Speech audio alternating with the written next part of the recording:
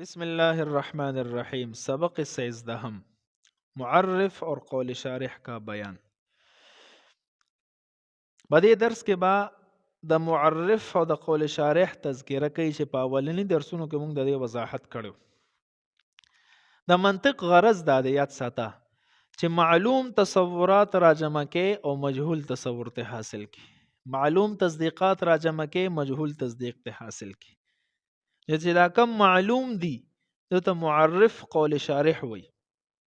دغه رنګ په تصدیقاتو کې چې کوم معلوم تصدیقات دي دغه ته حجت ویل کېږي. دا بعد کې سبق کې وایو. صحیح شو؟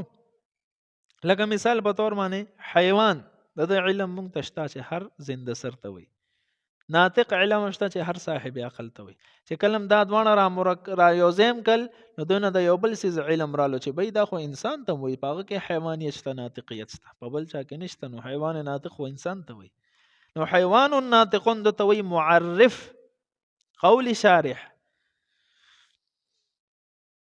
او دا انسان نامعلوم چې کم دی د ته معرف وي. نو د کوم الفاظ سره چې تعریف شو د ته معرف وي، او د چا تعریف چې شوی دی هغه ته معرف وي. پوه شوې په لکه. نو دغه معرف قول شارح په څلور قسمه دی. یو ته وی حد تام، بل ته وی حد ناقص، بل ته وی رسم تام، بل ته وی رسم ناقص. ځان پوي که حد تام دا هغه معرف ته وی چې دا تعریف جوړ شوی وي د جنس قریب او د فصل قریب نه. چې د جنس قریب او د فصل قریب نه کم تعریف مرکب وي د ته حد تام ویو. لکه د انسان تعریف څه دی؟ حیوان ناطق. نو حیوان د انسان د پاره جنس قریب دی، ناطق ورله فصل قریب دی. نو چې کله جنس قریب فصل قریب سره تعریف شوی د ته حد تام ویو. لکه مونږ ویو اسم چاته وی بی؟ کلمه تدل على معنى في نفسها غیر مقترن باحد الازمنه الثلاثه. نو الاسم دا معرف دی، کلمه تدل على معنى دا ټول تعریف د تویل کیږي معرف، او دا ټول تعریف یې شو حد تام مکمل تعریف دی. فعل چاته وی؟ کلمه تدل على معنى في نفسها مقترنا باحد الازمنه الثلاثه. ټول تعریف حد تام شو. اگر انکه ایمان څه وی؟ هو التصدیق بما جاء من عند الله والاقرار به. یعنی نبی کریم صلی الله علیه وسلم چې کم دین من جانب الله راوړی دی هغه د زړه نه منل، تصدیق کول او پاغه اقرار په جبه کول دی ته ایمان وی. ورسېدی لکه د ایمان بنیادی سیسه د تصدیق، اقرار. د اکراه په وخت کې چې کله څوک د باندې زبردستی وکړي شابه کلمه د کفر وای نو اقرار ساقطیږي. خو زړه کې تصدیق ساتل د الله رب العزت په دین باندې، په نبی علیہ السلام په عقاید باندې دا ضروری دی هر وخت.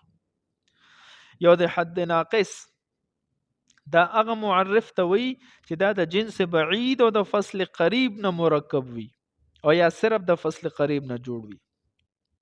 لکه جسم ناطق دا د انسان د پاره حد ناقص دی.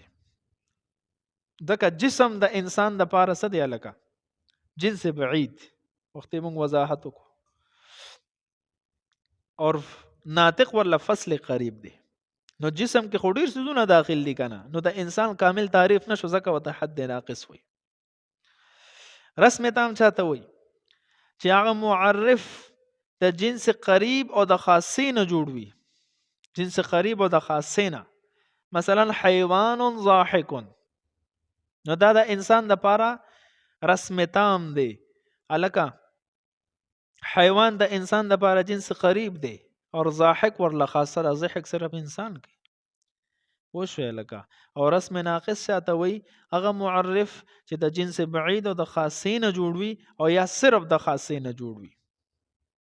لکه جسم ضاحک، نو انسان د پاره جسم جنس بعید دی، اور ضاحک ورله خاصه ده، یا صرف ضاحک وي. پوښه لکه یو رسم وی یو حد وی. حد چاته وی؟ هغه تعریف هو ما یکون التعریف بالذاتیات، چې ذاتیات سره تعریف شوی، او رسم چاته هو ما يكون التعريف بالعرضيات چې ذاتيات سره عرضيات هم په تعریف کې ذکر شوی وي خاصه عرض عام وغیرہ او کنه صرف جنس نو فصل سره تعریف شوی نو دیتا بس صرف اور صرف سوی لیکيږي حد او کنه جنس نو فصل سره هم شوی او ور سره خاصه وغیرہ هم ذکر شوی نه تبع رسم وی لیکيږي پوه شو لکه په سبق باندې